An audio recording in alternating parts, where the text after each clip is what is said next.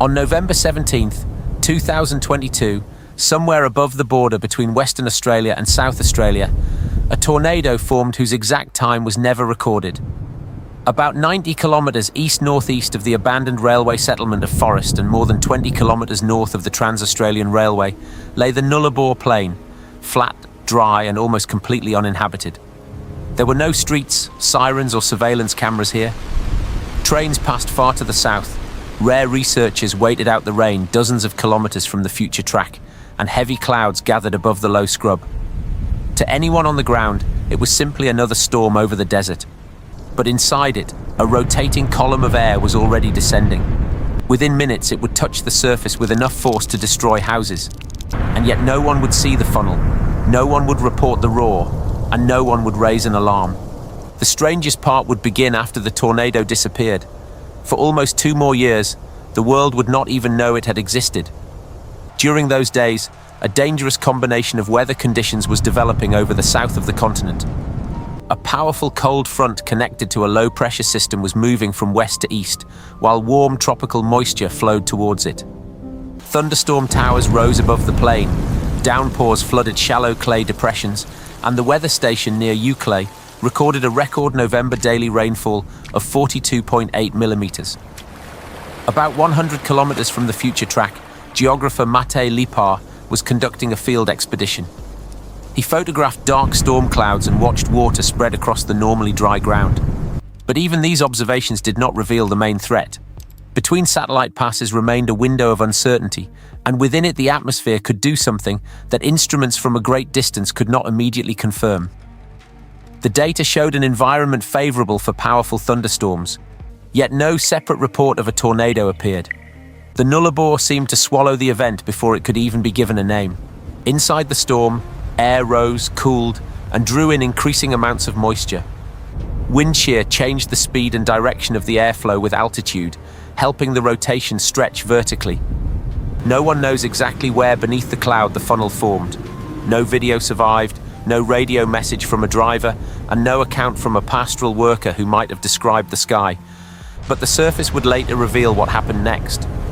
The vortex descended at the western end of what would become its track, and began moving eastward with the front. At first, its contact with the ground may have been relatively narrow. Then the outer zone of destruction expanded to hundreds of meters. A thin layer of silt, clay and stones was stripped away, while low salt bushes, grasses and succulents were uprooted or pressed flat against the ground. A mixture of dust, rain and plant debris rose into the air. On the open plain, there were no walls to crack and no roofs to be torn away. The impact, therefore, did not sound like a familiar urban disaster. It revealed itself differently. The ground began disappearing beneath the moving rotation. The tornado continued for approximately 7 to 13 minutes. That was enough time to carve a path about 11 kilometers long across the Nullarbor. Its total width ranged from 160 to 250 meters, while a narrower zone of especially severe damage ran through its interior. The researchers' estimate placed the vortex within the range of a strong enhanced Fujita Category 2 or possibly Category 3 tornado. The probable wind speed was between approximately 182 and 223 kilometers per hour. But the unexpected turn was not only its strength. After roughly the 6th kilometer, the track suddenly changed direction, curved northward, and then turned again towards the northeast and east. Within the broad scar appeared loops resembling a chain of dark rings. These were cycloidal markings, the tracks of smaller suction vortices rotating inside the main funnel. A single tornado had become a system of several rapidly moving centers of destruction. Where an observer might have expected one wall of wind, an entire group of invisible blades had passed across the ground. Had this vortex formed above a suburb, its path would have crossed dozens of neighborhood blocks. At its maximum width, it could have covered several city streets at once, while winds of such strength could have torn roofs from buildings, snapped large trees, and turned debris into projectiles. But on the Nullarbor, there were no residential districts, power lines, or emergency services in its path. There was almost nothing to fail, and almost no one to rescue. That was the paradox of this complete disaster. Physically, the event was powerful, yet no human system registered it. No list of damage was created. There was no evacuation. There was not even a confirmed eyewitness. After the funnel moved away, rain filled the circular clay depressions with water, the wind weakened, and the clouds continued eastward. By the following day, the plain looked empty again. Only an 11-kilometer strip of overturned ground remained on the surface, like a signature left by a creature no one had seen. And that signature could have remained unread forever. More than a year later, a cave researcher was examining the Nullarbor through satellite imagery in Google Earth. He was searching for karst formations, sinkholes, and possible entrances to underground cavities hidden across the limestone plain. Instead of a cave, he noticed a strange pale line. It was not a road. No access tracks led towards it. It did not resemble a river channel. It crossed the terrain too sharply and contained a series of repeating loops. In the image, the track curved as though a gigantic instrument had passed across the desert, turned, and then continued moving. The discovery reached a network of Nullarbor researchers and eventually Mate Lipar. An investigation began into an event with no witnesses. Scientists compared archival images from Landsat and Sentinel satellites. In the earlier images, the surface was undisturbed. In the later ones, the strip had appeared, along with depressions filled by rainwater. The narrowest possible time window lay between November 16th and November 18th, 2022. At the center of that window stood November 17th, the day of the most severe thunderstorm conditions. But a line visible from space was not enough to identify the cause. It could have been unusual erosion, the track of machinery, or another rare natural process.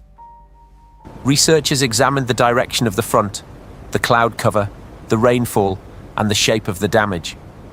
The cycloidal loops became the decisive evidence. Such patterns form when small suction vortices rotate around the center of a tornado and touch the surface one after another. Their elongated shape showed that the main vortex had moved eastward, while the internal rotation probably occurred clockwise. In May 2024, Lipar arrived at the location. About 18 months had passed, but the track was still visible both from satellites and from the ground. In the dry climate, vegetation recovered slowly, allowing the storm to preserve its own record better than any camera could have done. Before the researchers lay more than a simple strip of cleared earth. It was the frozen trajectory of several minutes, the first touchdown, the expansion, the loop, the change in direction, and the gradual disappearance of the vortex.